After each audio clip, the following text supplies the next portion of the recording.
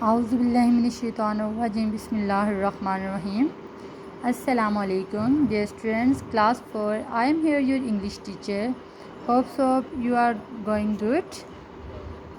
Students, first of all, open your English planner with me. Students, we are doing week 5. Today we will do period number 34. Comprehension workbook page number 98 to 200.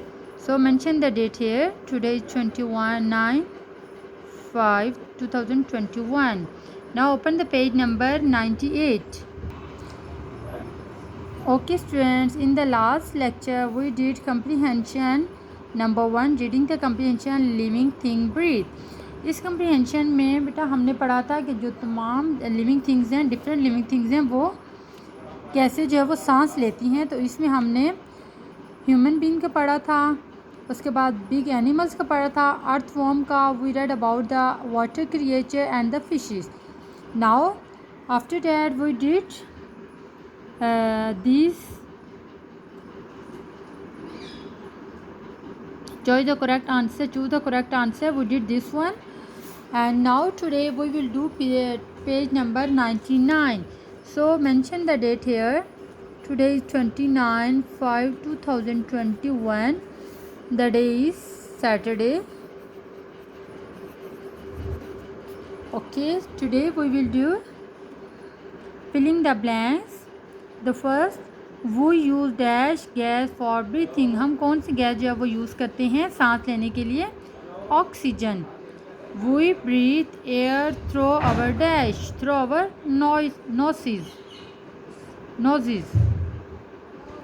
We breathe air through our noses.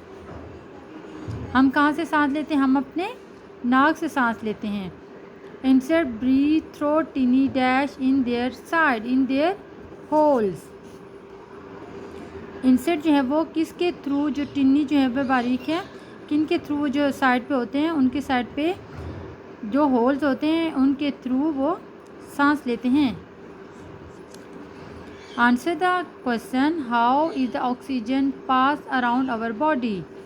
Answer, the oxygen pass our body through lungs.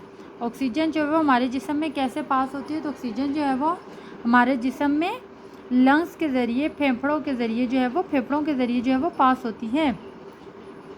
How do slugs breathe? The slug breathe through many tiny holes in their side. जो slugs हैं वो कैसे जो है वो breathe लेते हैं? तो उनके साइड पे जो छोटे छोटे होल्स होते हैं उनके थ्रू जो है वो सांस लेते हैं. Number 3, how did water beetle breathe? Water beetle जो है वो कैसे सांस लेती है? Water beetle breathe through little tube in it tail. Water beetle के टेल में जो है वो लिटल ट्यूब्स होती हैं उनकी टेल में, उनके दुम में, जिनके थ्रू जो है वो सांस लेते हैं. वाटर बीटल का ये था. वाटर बीटल जो है वो water beetle come to the surface and put it tip of tail out of the air. Water beetle जो है वो अपनी सरफेस पे आती है, वो खुश्की पे आती है, तो अपने टेल को जो बाहर हवा में छोड़ देती है, तो उसके साइड पे जो टेल के अंदर छोटे छोटे ट्यूब्स होते हैं उनके थ्रू जो है वो सांस लेती है. Turn the next page. The next, how did we see that there is air in water? हमें कैसे नज़र आता था? हाउ वी कैन सी, हम कैसे देखते हैं? That there is air in the water. There is air, तो हवा में, पानी में जो हवा है. When it heated in the pot and it bubbles. जब हम जो है वो किसी पॉट में, आपने देखा होगा कि जब किसी पॉट में पानी जो है वो गर्म करने के लिए रखा जाता है तो उसके अंदर से जो हवा गुजरती है, तो वो जो बुलबुले से ओढ़े होते हैं उसके अंदर से जो हवा निकलती है वो एयर होती है. वैसे तो हम अपने सराउंडिंग में जो है वो students, we can't see the air in our surrounding, but when we heat it, the water in the pot, when in the bubble, we can see the air. Okay, the next one is find any 3 adjective from the passage and write it. आपने passage को read out करते हैं, then find out the adjective. Before write the objective, You should know about what is the adjective. You should know about the definition of the adjective. What is adjective? Adjective tell us quality of thing. हमें adjective की जो है वो definition मालूम होनी चाहिए कि adjective होता क्या है. तो so big adjective जो होता है वो किसी चीज़ की quality बयान करता है, noun की quality बयान करता है. Like big animals. Big is adjective and the animals is noun. Tinny holes. Tinny hole. The word is tinny is adjective and the hole is noun. Little tube. Little tube.